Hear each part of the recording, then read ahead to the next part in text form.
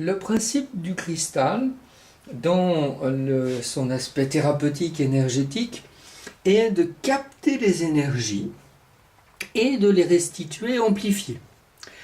Donc si vous déchargez votre stress, votre maladie, une douleur dans le cristal, effectivement vous risquez d'être soulagé, mais en même temps assez rapidement, le cristal va vous renvoyer les énergies qui ont été mises dedans. Donc c'est une aide, mais en même temps il faut savoir nettoyer et purifier un cristal.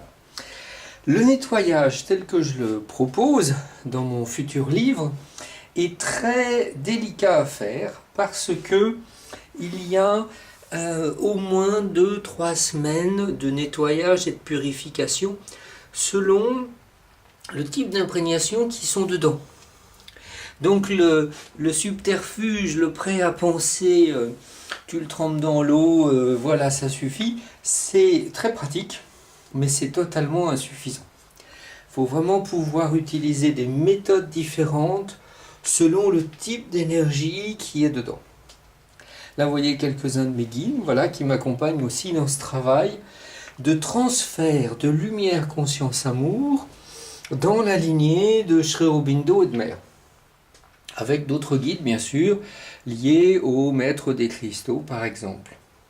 Donc une fois que le cristal est nettoyé de ses mémoires, en gardant parfois les bonnes mémoires, celles du lieu dans lequel il a poussé par exemple, il a grandi, donc là il y a des énergies particulières à conserver, donc là on sort du travail d'amateur pour entrer vraiment dans un travail précis.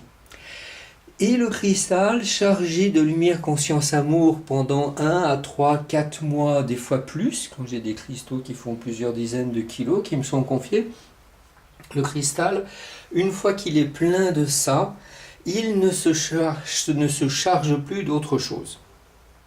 Ça c'est intéressant parce que vous n'avez plus besoin de les nettoyer, de les purifier. Ils sont dynamisés et ils me communiquent un nom.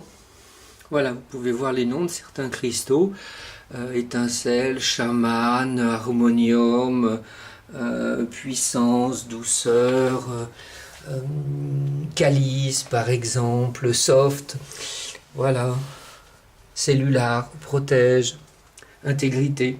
Et donc toutes ces pierres me communiquent un nom dans la méditation finale, où je le mets en relation avec les guides, les maîtres des cristaux, et il me révèle son nom et ce qu'il aime faire.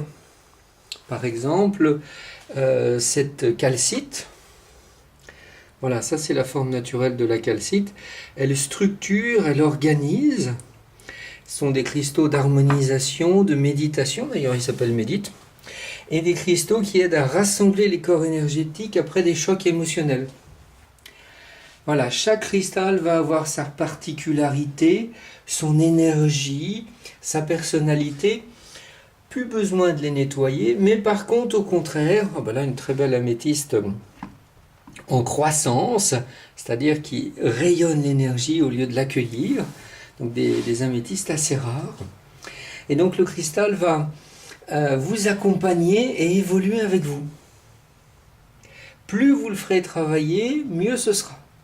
Et effectivement, dans la mesure où j'ai plus souvent des soucis avec des cristaux qui n'ont pas été assez sollicités et qui s'endorment, plutôt que des cristaux qui ont été trop sollicités.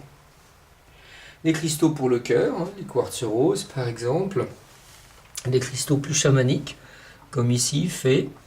Voilà. Donc vraiment des cristaux d'enracinement, tourmaline, d'aide spirituelle avec les pyramides. Donc beaucoup de possibilités, mais on sort du prêt à penser et du prêt à porter avec des cristaux particuliers qui évoluent avec vous et qui ont la particularité de ne pas se charger de choses négatives.